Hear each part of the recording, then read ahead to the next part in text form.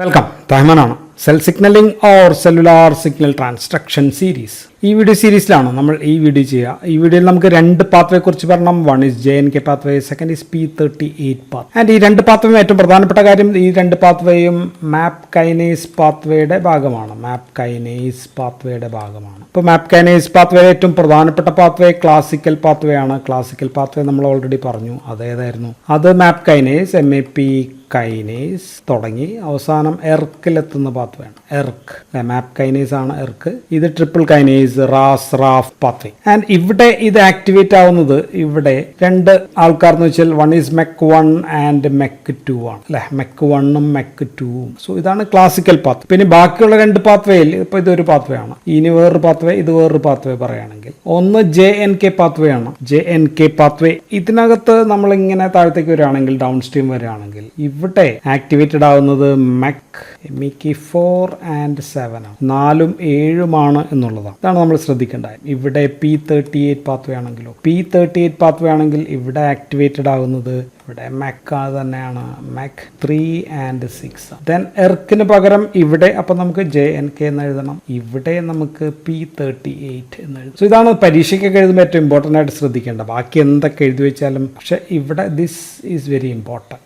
Okay, so ഈ ഒരു basic understanding മനസ്സിൽ വെക്കുക. എന്നിട്ട് നമുക്ക് ബാക്കി കാര്യങ്ങൾ പറയാം. ആൻഡ് ഇതിനെക്കുറിച്ച് വേറെ കാര്യം കൂടി പറയാം. ട്യൂമേഴ്സ് നോക്കിക്കഴിഞ്ഞാൽ ഈ പാത്വേ 34% ഇതിനകത്ത് വ്യത്യാസങ്ങൾ, മ്യൂട്ടേഷൻസ് ഉണ്ടാകും. ഈ പാത്വേയിൽ 42% മ്യൂട്ടേഷൻ ഉണ്ടാകും, 40% മ്യൂട്ടേഷൻ. ക്യാൻസറുകളിൽ നോക്കിക്കഴിഞ്ഞാൽ ഇത് ഈ പാത്വേയിലൊക്കെ മ്യൂട്ടേഷൻസ് കാര്യമായിട്ടുണ്ട് എന്നുള്ളതാണ്. അപ്പോൾ ഈ പാത്വേയിലുള്ള മരുന്നുകളെ കുറിച്ച് നമ്മൾ പറഞ്ഞു. ഈ പാത്വേയിലും മരുന്നുകളെ കുറിച്ച് നമുക്ക് പറയാനില്ല. ആൻഡ് ഈ പാത്വേസ് എല്ലാം തമ്മിൽ ബന്ധപ്പെട്ടിരിക്കുന്ന പാത്വേസുകളാണ്. സോ അതിന് നമ്മൾ വിളിക്കുക ക്രോസ് ടോക്ക് എന്നാണ്. So wide degree of cross talk is there between, തമ്മിലുണ്ട്. ഇപ്പോൾ ഉദാഹരണം ഞാൻ പറയുകയാണെങ്കിൽ ഈ ഒരു പാത്വേ വഴി അപ്പോപ്റ്റോസിസ് ഇൻഡ്യൂസ് ചെയ്യാണ്, സെല്ല് നശിക്കാൻ തീരുമാനിക്കുകയാണെങ്കിൽ ഇപ്പോൾ മറ്റേ പാത്വേ എന്ത് ചെയ്യണം? ആ സെല്ല് ജീവിച്ചിരിക്കാൻ വേണ്ടി പ്രോലിഫറേഷന് വേണ്ടി ചെയ്യുന്ന കാര്യങ്ങൾ നിർത്തി വെക്കേണ്ടി അല്ല. അപ്പോൾ ഇവിടെ നിന്ന് ആരെങ്കിലും ചെന്ന് അങ്ങോട്ടേക്ക് ചെന്ന്, so there must be interaction between all these pathways. നമുക്ക് ആദ്യം JNK പാത്വേ കുറിച്ച് പറയാം. So we are talking now about JNK pathway കുറിച്ചിട്ടാണ് നമ്മൾ പറയുന്നത്. സോ ആദ്യത്തെ പോയിന്റ്, ഇതൊരു മാപ്പ് കൈനേസിന്റെ ഭാഗമാണ്. പരീക്ഷയ്ക്ക് ഇത് മാത്രമായിട്ട് എടുത്ത് ചോദിച്ചാൽ നമുക്ക് എഴുതാനുള്ള കാര്യങ്ങളാണ് ഞാൻ ഈ പറയുന്നത്. So this is part of family of map kinase എന്ന് പറയാം.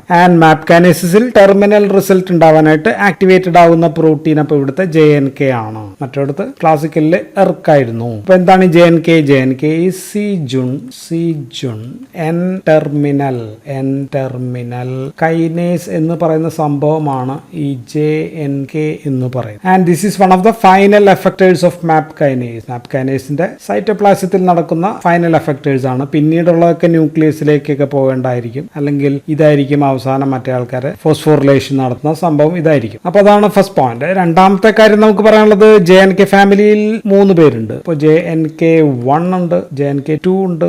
ആൻഡ് ഇത് രണ്ടും എല്ലാ ടിഷ്യൂസിലും ഉണ്ട്, ഓൾ ടിഷ്യൂസിൽ പ്രസന്റ് ആണത്. വേറൊരാൾ കൂടി ഉണ്ട് JNK3 എന്ന് പറയുന്നത്. ഇത് ബ്രെയിനിൽ മാത്രമായിട്ട് ലിമിറ്റഡ് ആണ്. സോ ന്യൂറോൺസും അതുമായിട്ട് ബന്ധപ്പെട്ടിട്ടുള്ള. അപ്പോൾ ഈ JNK ആര് ആക്ടിവേറ്റ് ചെയ്യും? ഈ പാത്വേനെ ആക്ടിവേറ്റ് ചെയ്യണമല്ലോ. അത് നമ്മൾ പറയുകയാണെങ്കിൽ അത് extra cellular signals can activate, and also intra cellular signals. ഇത് രണ്ടിനും ആക്ടിവേറ്റ് ചെയ്യാം. പക്ഷെ ഈ സിഗ്നൽസ് എല്ലാം സ്ട്രെസ് റിലേറ്റഡ് സിഗ്നൽസ് ആണ്. സ്ട്രെസ് റിലേറ്റഡ് സിഗ്നൽസ് ആയിരിക്കും ആക്ടിവേറ്റ് ചെയ്യുക, അല്ലെങ്കിൽ സ്ട്രെസ് ഇൻഡ്യൂസ് സിഗ്നൽസ് ആയിരിക്കും ആക്ടിവേറ്റ് ചെയ്യുക. അപ്പോൾ അതിന്റെ ഫൈനൽ റിസൾട്ട് ഉണ്ടാവുക പലപ്പോഴും അപ്പോപ്റ്റോസിസ് ആയിരിക്കാം, സെൽ ഡെത്ത് ആയിരിക്കും. സോ ഈ JNK പാത്വേ നമ്മൾ സെൽ ഡെത്ത് പാത്വേ എന്നോ അല്ലെങ്കിൽ ഡെത്ത് പാത്വേ എന്നും നമ്മൾ പറയാറുണ്ട്. ഡെത്ത് പാത്വേ, അപ്പോപ്റ്റോസിസ്, കാസ്പേസിസ്, അതൊക്കെ ഉള്ള പാത്വേ പോലെ നമ്മൾ പറയാറുണ്ട്, ഡിസ്കസ് ചെയ്യാറുണ്ട്. അപ്പോൾ ഈ സ്ട്രെസ് എന്ന് പറഞ്ഞാൽ എക്സ്റ്റേണൽ, ഇറ്റ് ക്യാൻ ബി എൻവയോൺമെന്റൽ സ്ട്രെസ് ആയിരിക്കാം. എൻവയോൺമെന്റൽ സ്ട്രെസ് എന്ന് പറയുമ്പോൾ ഇപ്പോൾ സെല്ലാണ്, അപ്പോൾ ഓസ്മോട്ടിക് സ്ട്രെസ് ഉണ്ടായിരിക്കാം. ദെൻ റിഡോക്സ്, ഓക്സിഡേഷൻ റിഡക്ഷൻ ഒക്കെ ഉണ്ടാകുമ്പോൾ ഉണ്ടാകുന്ന ഫ്രീ റാഡിക്കൽസ് മൂലമുള്ള സ്ട്രെസ് ആയിരിക്കാം. ഇൻഫ്ലമേറ്ററി മീഡിയേറ്റേഴ്സ് മൂലമുള്ള സ്ട്രെസ് ആയിരിക്കാം, സൈറ്റോകൈൻസ് അങ്ങനെയൊക്കെ ഉള്ളത്. ആൻഡ് ദെൻ റേഡിയേഷൻസ്, അൾട്രാവയലറ്റ് റേഡിയേഷൻസോ അങ്ങനെയൊക്കെയുള്ള പല സ്ട്രെസ്സുകൾക്ക് ഇതിനെ ആക്ടിവേറ്റ് ചെയ്യാം, ഈ JNK പാത്വേനെ ആക്ടിവേറ്റ് ചെയ്യാം. അപ്പൊ നമുക്ക് ഈ JNK കൈനേസിനെ ആക്ടിവേറ്റ് ചെയ്യുന്ന മോളിക്യൂൾസ് ഏതൊക്കെയാണ്? അപ്പോൾ JNK കൈനേസ് ഇതാണെങ്കിൽ ആണെങ്കിൽ ഇതിനെ ആക്ടിവേറ്റ് ചെയ്യുന്ന നെക്സ്റ്റ് അതിന്റെ തൊട്ട് മുകളിലുള്ള മോളിക്യൂൾസ് ആരൊക്കെയാണെന്ന് ചോദിച്ചു കഴിഞ്ഞാൽ നമ്മൾ ഓൾറെഡി പറഞ്ഞു. അത് എഴുതേണ്ടത് MKK4 ആൻഡ് MKK7 ആണ് എന്ന് നമ്മൾ പറഞ്ഞു. സോ ഇത് രണ്ടുമാണ് തൊട്ട് മുകളിലുള്ള ഇവനെ ആക്ടിവേറ്റ് ചെയ്യുക. ആൻഡ് മറ്റുള്ള MKKs അതേതൊക്കെയാണ്? ഇപ്പോൾ പലതരത്തിലുള്ള MKKs ഉണ്ട്. ഇപ്പോൾ നമുക്ക് എഴുതാവുന്നത് ASK1 നമുക്ക് എഴുതാം,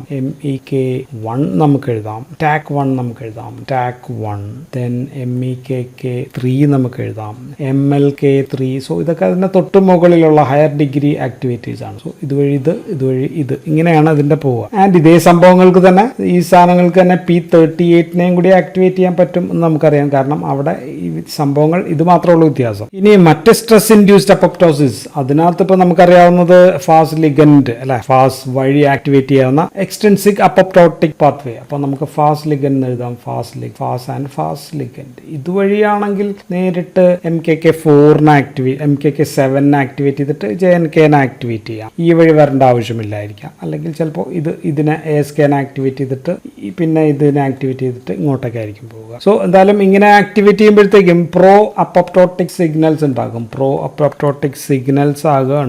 ഉണ്ടാകുമ്പോഴത്തേക്കും സെൽ ഡെത്ത് ഉണ്ടാകാം. അങ്ങനെ JNK ആക്ടിവേറ്റഡ് ആയി കഴിഞ്ഞാൽ പിന്നീട് പ്രധാനമായിട്ടും എന്തെല്ലാം മോളിക്യൂൾസ് ആണ് അവയിൽ നിന്ന് ആക്ടിവേറ്റഡ് ആയി വരിക എന്ന് ചോദിച്ചു കഴിഞ്ഞാൽ പല ബുക്കിലും പലതൊക്കെയാണ്. നമുക്ക് തൽക്കാലം ATF2 എഴുതാം, ELK1 എഴുതാം, C-Jun. സോ ഇത് മൂന്നാണ് എല്ലാത്തിലും ഡൗൺ സ്ട്രീം പാത്വേസ് ആയിട്ട് പ്രധാനമായിട്ടും പല ബുക്കുകളിലൊക്കെ. ആൻഡ് JNK1 ഉണ്ട്, 2 ഉണ്ട്, 3 ഉണ്ട് ഞാൻ പറഞ്ഞു. JNK2 ആണെങ്കിൽ C-Jun ആണ് ഏറ്റവും കൂടുതൽ ആക്ടിവേറ്റ് ചെയ്യപ്പെടുക JNK2 വഴി. ദെൻ JNK സെൽ സൈറ്റോപ്ലാസത്തിലാണ്. സോ ഇത് സെൽ സൈറ്റോപ്ലാസത്തിലാണ്. ഇത് ആക്ടിവേറ്റഡ് ആകുമ്പോൾ it can translocate in to nucleus അല്ലെ, ന്യൂക്ലിയസിനകത്തേക്ക് ട്രാൻസ്ലൊക്കേറ്റ് ചെയ്യാനായിട്ട് പറ്റും. അങ്ങനെ ആയിരിക്കും ഇത് പ്രവർത്തിക്കുക. സോ ദിസ് ക്യാൻ ട്രാൻസ്ലൊക്കേറ്റ് എന്നാണ് അതിന് പറയുക, ട്രാൻസ്ലൊക്കേറ്റ്. ഇനി JNKസിൽ നമ്മുടെ സെല്ലിനകത്ത് തന്നെയുള്ള നമ്മുടെ അല്ലെങ്കിൽ WBC ആരായാലും അതിനകത്തുള്ള സ്കഫോൾഡ് പ്രോട്ടീൻസ്, സ്കഫോൾഡ് എന്ന് വെച്ചാൽ എന്താ അർത്ഥം? സ്കഫോൾഡ് സെൽ സ്ട്രക്ചർ ഉണ്ടാക്കാവുന്ന പല പ്രോട്ടീൻസ്, അതിന്റെ സൈറ്റോസ്കെൽറ്റ് ഉണ്ടാക്കാവുന്ന പ്രോട്ടീൻസ് ആയിട്ട് വിവിധ രീതിയിൽ ഇന്ററാക്ട് ചെയ്തിട്ട് പ്രവർത്തിക്കാൻ പറ്റും. അങ്ങനെയുള്ള പ്രോട്ടീൻസ് ഉണ്ട്. ഉദാഹരണം JIPs, JNK ഇന്ററാക്ഷൻ പ്രോട്ടീൻ ആണ് JIPs. JLPS എന്ന് പറയുമ്പോൾ JNK അസോസിയേറ്റഡ് സിപ്പർ പ്രോട്ടീൻസ് ആണ് വേറൊരെണ്ണം. സോ ഇങ്ങനെയൊക്കെയുള്ള ഡിഫറെന്റ് പ്രോട്ടീൻസ് ആയിട്ട് ഇന്ററാക്ട് ചെയ്ത് കൂടി പ്രവർത്തിക്കും. ആൻഡ് ഇവിടെയൊക്കെ ഡൗൺ സ്ട്രീം ആയിട്ട് അപ്പോപ്റ്റോസിസ് ആക്ടിവേറ്റ് ചെയ്യുകയാണെങ്കിൽ അല്ലെ, അത് നമ്മൾ പറഞ്ഞു അപ്പോപ്റ്റോട്ടിക് ആക്ടിവേറ്റിംഗ് ഫാക്ടേഴ്സ് ഒരുപാടുണ്ട്, അതിൽ പലതും ആക്ടിവേറ്റഡ് ആകും. ഈ JNKയുടെ പ്രവർത്തനങ്ങൾ മൂലമുണ്ടാകുന്ന വഴികൾ എന്തൊക്കെയാണെന്ന് നോക്കി കഴിഞ്ഞാൽ 1 അപ്പോപ്റ്റോട്ടിക് എന്ന് എഴുതാം. ഡെത്ത് ആക്ടിവേറ്റിംഗ് സിഗ്നൽസ് ആയിരിക്കും ഒന്നുണ്ടാവും. Death activating signals, gamma radiations ഒക്കെ നേരിട്ട് കഴിഞ്ഞാൽ ഇത് അപ്പോപ്റ്റോട്ടിക് ഡെത്ത് ആക്ടിവേറ്റിംഗ് സിഗ്നൽസ് ഉണ്ടാക്കാം. ഇപ്പൊ JNK3 ആണെങ്കിൽ നമുക്കറിയാം സ്ട്രെസ് മൂലം ആരായിരിക്കും നശിക്കുക? ന്യൂറോണൽ അപ്പോപ്റ്റോസ് ആണ്. JNK3 ആണെങ്കിൽ JNK3, കാരണം അത് ന്യൂറോണിൽ മാത്രമേ ഉള്ളൂ. JNK2 വഴിയാണെങ്കിൽ നമ്മൾ പറഞ്ഞു C-Jun ആയിരിക്കും ആക്ടിവേറ്റഡ് ആവുക. ഈ C-Jun ഒക്കെ ആക്ടിവേറ്റഡ് ആയി കഴിഞ്ഞാൽ നമ്മൾ എക്സ്ട്രിൻസിക് അപ്പോപ്റ്റോട്ടിക് മെക്കാനിസംസ് പഠിച്ചിട്ടുണ്ടെങ്കിൽ അതിൽ നമുക്കറിയാം ഫാസ് ലിഗൻഡ്, ഫാസ് റിസപ്റ്റർ. ആ സിഗ്നൽ വഴിയാണ് കാസ്പേസസിനെയൊക്കെ ആക്ടിവേറ്റ് ചെയ്യാൻ പറ്റും. കാസ്പേസസ് ആക്ടിവേറ്റഡ് ആണ്. ഇത് ഫാസ് ലിഗൻഡ് ആണ്. ഫാസ് ലിഗൻഡ് എന്ന് പറയുമ്പോൾ എക്സ്ട്രിൻസിക് മെക്കാനിസം ഓഫ് അപ്പോപ്റ്റോസ് ആണ്. ഇൻട്രിൻസിക് മെക്കാനിസം എന്ന് പറയുമ്പോഴത്തേക്കും ഒരുപാട് ആന്റി അപ്പോപ്റ്റോട്ടിക് ഫാക്ടേഴ്സ് ഉണ്ട്. BCL2, BCLX എന്നൊക്കെ പറയുന്ന ഇത് രണ്ടും കൂടി കമ്പൈൻ ചെയ്തിട്ടാണല്ലോ മറ്റു പലതിനെയും തടയുക. ഇപ്പൊ സൈറ്റോക്രോം C മൈറ്റോകോൺട്രിയയിൽ നിന്നൊക്കെ റിലീസ് ചെയ്യുന്നത് അങ്ങനെയുള്ള ഫാക്ടേഴ്സ് ആണല്ലോ അപ്പോപ്റ്റോസ് ഉണ്ടാക്കുക. സോ അതിനൊക്കെ തടയുന്ന ഫാക്ടേഴ്സ് ഒക്കെയാണ്. സോ ഇതിനെ BCL2, BCLX കോംപ്ലക്സിനൊക്കെ ഇനാക്ടിവേറ്റ് ചെയ്ത് കഴിഞ്ഞാൽ കാസ്പേസസ് കൂടിയിട്ട് കാസ്പേസസ് നാൻ വഴി ഇൻട്രിൻസിക് അപ്പോപ്റ്റോട്ടിക് മെക്കാനിസംസ് കൂട്ടാനായിട്ട്. സോ എക്സ്ട്രിൻസിക്കും വർദ്ധിപ്പിക്കാൻ പറ്റും, ഇൻട്രിൻസിക് അപ്പോപ്റ്റോട്ടിക് മെക്കാനിസവും ആക്ടിവേഷൻ നടക്കാം. ഇനി ഫാസിന് പകരം TNF ആകാം, ട്യൂമർ നെക്രോസിസ് ഫാക്ടർ ആകാം, അല്ലെങ്കിൽ അതിന്റെ receptor tumour necrosis factor receptors. So അതിനും ഇതേ സെയിം പരിപാടിയൊക്കെ തന്നെ നടത്താൻ പറ്റും. ദെൻ JNK1 വഴി സ്റ്റാർവേഷൻ ഇൻഡ്യൂസ്ഡ് ഓട്ടോഫാഗി ആക്ടിവേറ്റ് ചെയ്യാൻ പറ്റും. JNK2 വഴിയോ pro survival autophagy can B activate. Pro survival autophagy വർദ്ധിപ്പിക്കും. ഇനി C-Jun C-Force ആക്ടിവേഷൻ വഴി നടക്കുന്നത് ഇപ്പോൾ ഉദാഹരണം ഫോക്സോ എന്ന് പറയുന്നതൊക്കെ എന്തൊക്കെയാണെന്ന് കഴിഞ്ഞ വീഡിയോയിൽ ഞാൻ പറഞ്ഞിട്ടുണ്ടാവും. പാത്ത് വഴി ഓട്ടോഫാഗി ആക്ടിവേറ്റ് ചെയ്യാൻ പറ്റും. Autophagy can be activated. ഇനി there is another target P53 target വഴിയും ചില പ്രോട്ടീൻ അപ്രഗുലേഷൻ വഴിയും നടത്തിയിട്ടും ഇത് പ്രവർത്തിക്കാൻ പറ്റും. സോ ഞാൻ പറഞ്ഞത് ഈ പറഞ്ഞെല്ലാം അധികവും സെൽ നശിക്കുന്ന അപ്പോപ്റ്റോട്ടിക് ഇൻഡ്യൂസിംഗ് പാത്വേനെ കുറിച്ചിട്ടാണ്. സോ ഇതാണ് ഏറ്റവും കൂടുതൽ ഇതിനെ കുറിച്ച് പഠിച്ചിട്ടുള്ളത്. ആൻഡ് ഇനി ഇതല്ലാതെ G protein couple receptors GPCR, അതിലെ G G12/13 ഇതുവഴി GTP binding proteins Rho proteins പോലെയുള്ള പ്രോട്ടീൻസ് ആക്ടിവേറ്റഡ് ആയിട്ട് JNK പാത്വേനെ ആക്ടിവേറ്റ് ചെയ്യാൻ പറ്റും. JNK pathway can be activated. So ഈ പാത്വേ ആക്ടിവേറ്റ് ചെയ്തിട്ട് ഒരു ഭാഗത്ത് പ്രോ അപ്പോപ്റ്റോട്ടിക് കാര്യങ്ങൾ ചെയ്യാമെന്ന് വിചാരിക്കുക. പ്രോ അപ്പോപ്റ്റോട്ടിക് കാര്യങ്ങൾ ചെയ്യുകയാണ് എന്ന് വിചാരിക്കുക. അപ്പോഴത്തേക്കും സെല്ല് അപ്പുറത്ത് വേറെ പാത്വേയിലൂടെ എന്ത് നടക്കുന്നുണ്ടാകും? സർവൈവൽ മെക്കാനിസംസ്, പ്രോലിഫറേഷൻ വർദ്ധിപ്പിക്കുന്ന കാര്യങ്ങൾ ചെയ്യുന്നുണ്ടാകും. സോ അതും നമുക്ക് ഡൗൺ റെഗുലേറ്റ് ചെയ്യേണ്ട ആവശ്യമുണ്ട്. സോ ഇത് ചെയ്യുന്നത് ASK പോലെയുള്ള ASK1 പോലെയുള്ള പ്രോട്ടീനാണ് ഇത് ചെയ്യുക. അപ്പോപ്റ്റോട്ടിക് സിഗ്നൽ റെഗുലേറ്റിംഗ് കൈനേസ് ആണ്. സോ അപ്പോപ്റ്റോട്ടിക് സിഗ്നൽ റെഗുലേറ്റ് ചെയ്യുന്ന കൈനേസ് ആണ്. ഇത് വഴിയുള്ള ആക്ടിവേഷൻ തടയുകയും കൂടി ചെയ്യുന്നുണ്ട് ഈ പാത്ത്. സോ അപ്പോപ്റ്റോട്ടിക് നടത്തണം എന്ന് സെൽ തീരുമാനിച്ചു കഴിയുമ്പോഴത്തേക്കും അപ്പോപ്റ്റോട്ടിക് നടത്തുന്നു, പകരം എതിർഭാഗത്തുള്ള പ്രവർത്തനങ്ങൾ തടയുകയും ചെയ്യും. സർവൈവൽ ഫാക്ടേഴ്സിനെ ഡൗൺ റെഗുലേറ്റ് ചെയ്യുകയും ചെയ്യുന്നുണ്ട്. ഓക്കെ, സോ സെൽ ഡെത്തിലേക്ക് പോകുമ്പോൾ സെൽ സർവൈവൽ മെക്കാനിസത്തിനെയും ഓപ്പോസിറ്റ് ചെയ്യാനുള്ള ആക്ഷൻസ് ഇവിടെ നടക്കുന്നുണ്ട് എന്നാണ് ഞാൻ പറഞ്ഞത്. നമുക്ക് നേരത്തെ ഒരു സ്ലൈഡിലേക്ക് തിരിച്ചു വരാം, ഇതുകൊണ്ട് നമുക്ക് ഉപകാരമുണ്ട്. സോ അപ്പോൾ നമുക്ക് JNK പാത്വേസിന്റെ ക്രൂഷ്യൽ റോൾ ഏതൊക്കെയാണെന്ന് ചോദിച്ചാൽ, ഒന്ന് സെൽ പ്രോലിഫറേഷനിൽ കാര്യമായിട്ടുള്ള റോൾ ഉണ്ട്, 2 അപ്പോപ്റ്റോസിസ് അതിനകത്ത് കാര്യമായിട്ടുള്ള റോൾ ഉണ്ട്, മൂന്നാമത്തത് ഓട്ടോഫാഗിയിലാണ്, ഓട്ടോഫാഗിയിൽ JNK പാത്വേസിന് റോൾ ഉണ്ട്, മൂന്നാമത്തത് ഇൻഫ്ലമേഷൻ, നാലാമത്തെയാണ് ഇൻഫ്ലമേഷനിൽ റോൾ ഉണ്ട്, ദെൻ അഞ്ചാമത്തത് DNA റിപ്പയർ അതിനകത്ത് കാര്യമായിട്ടുള്ള റോൾ ഉണ്ട്, ദെൻ മൊബിലിറ്റി അങ്ങനെയൊക്കെയുള്ള കാര്യങ്ങളിലൊക്കെ റോൾ ഉണ്ട്. അപ്പോൾ നമുക്ക് പരീക്ഷയ്ക്ക് ഇത് ചോദിച്ചു കഴിഞ്ഞാൽ ഒരു പാത്വേ വരയ്ക്കാൻ വേണമല്ലോ. അപ്പോൾ നമുക്ക്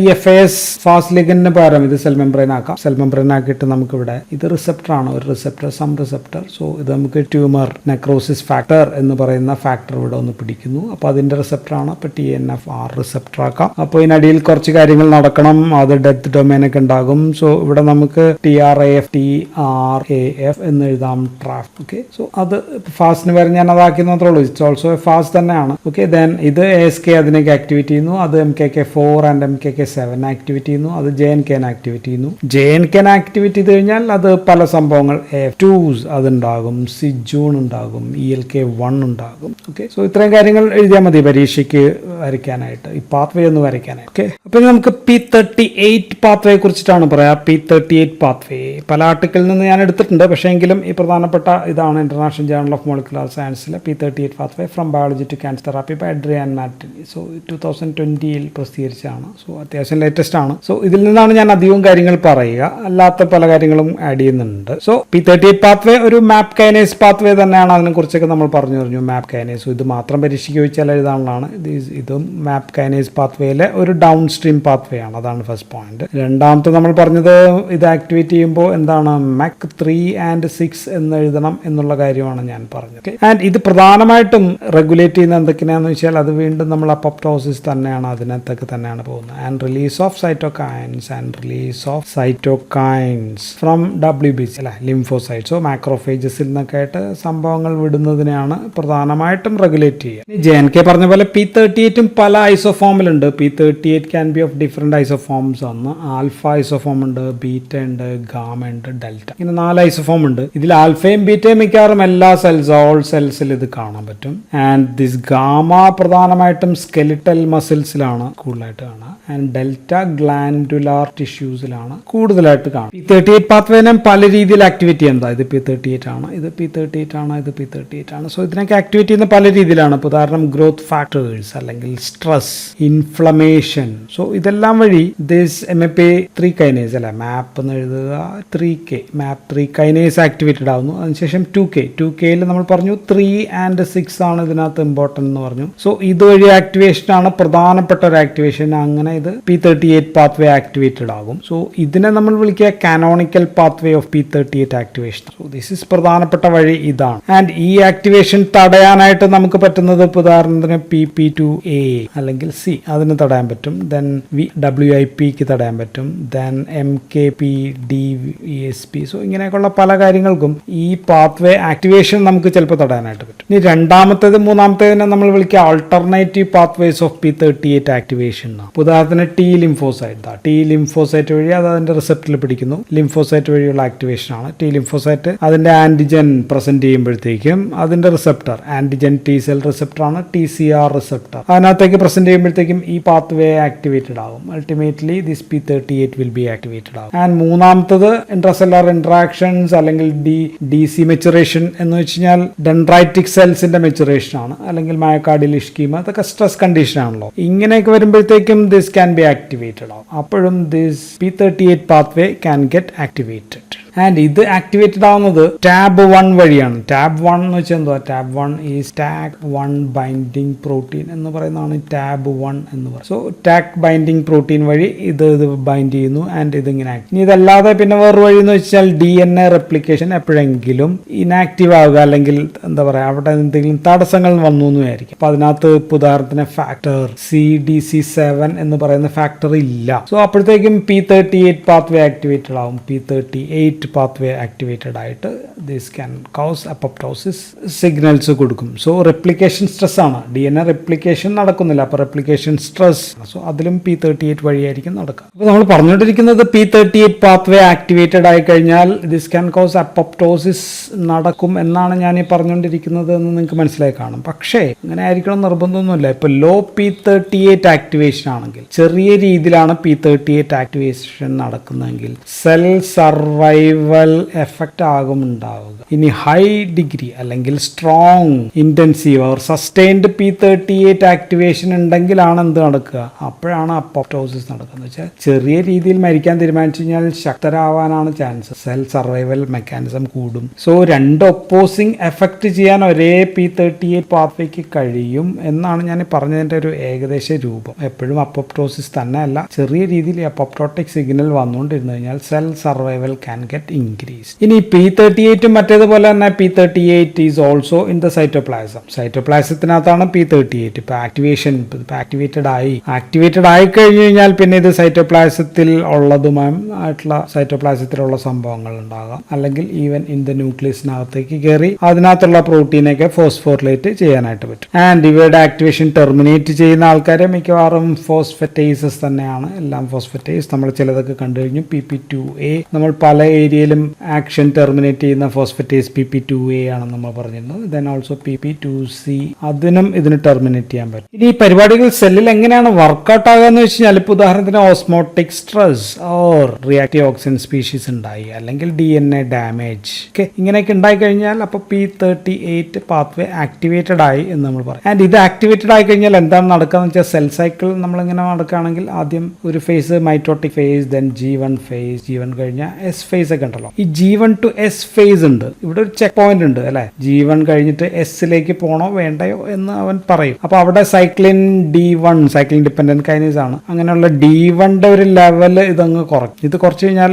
S ഫേസിലേക്ക് G1 ഫേസിൽ നിന്ന് കടക്കാനായിട്ട് പറ്റില്ല. സോ ഇങ്ങനെയൊക്കെയാണ് ഈ പരിപാടികൾ ചെയ്യുക. അപ്പൊ ഇവിടെയുള്ള സൈക്ലിൻ ഡിപ്പെൻഡന്റ് കൈനേസിനെയാണ് ഇത് എഫക്ട് ചെയ്യുക. ആൻഡ് ഓൾസോ ഇത് P53 ആക്ടിവേഷൻ നടത്തി കഴിഞ്ഞാൽ ഈ ചെക്ക് പോയിന്റ് അവിടെയുള്ള ശക്തമാക്കാം അല്ലെ. ഇന്ത്യ പാക് അതിർത്തിയിൽ ശക്തമാക്കി എന്നൊക്കെ പറഞ്ഞ പോലെ ഇവിടെ ശക്തമായി കഴിഞ്ഞാൽ എന്തെങ്കിലും നിസ്സാര കംപ്ലൈന്റ് ഉള്ളവനെ തന്നെ തിരിച്ചുവിടും. വേണ്ട, നടക്കില്ല. സോ അൾട്ടിമേറ്റ് ഫലം പ്രോലിഫറേഷൻ നടക്കില്ല, പ്രോലിഫറേഷൻ അറസ്റ്റ് ആയിരിക്കും. ദെൻ മറ്റ് സൈക്ലിൻസ് വഴിയും സെൽ സൈക്കിൾ പ്രോഗ്രസിന് തടഞ്ഞേക്കാം. അങ്ങനെയൊക്കെ ചെയ്യാം, അപ്പോപ്റ്റോസിസ് ഇൻഡ്യൂസ് ചെയ്യാം. ഈ ക്ലാസിക്കൽ പാത്വേയിൽ നമ്മൾ നേരത്തെ പറഞ്ഞ MKK3യും MKK3യും 6ഉം ഇതിന് DNA ഡാമേജ് സെൻസ് ചെയ്യാനുള്ള കഴിവുണ്ട്. അപ്പോൾ DNA ഡാമേജ് സെൻസ് ചെയ്ത് കഴിഞ്ഞാൽ ഇത് നേരെ P38 പാത്വേനെ ആക്ടിവേറ്റ്. സോ ഇതേ പാത്വേയുടെ ഒരു എക്സ്റ്റൻഷൻ ആണ് ആന്റി ട്യൂമറോജനിക്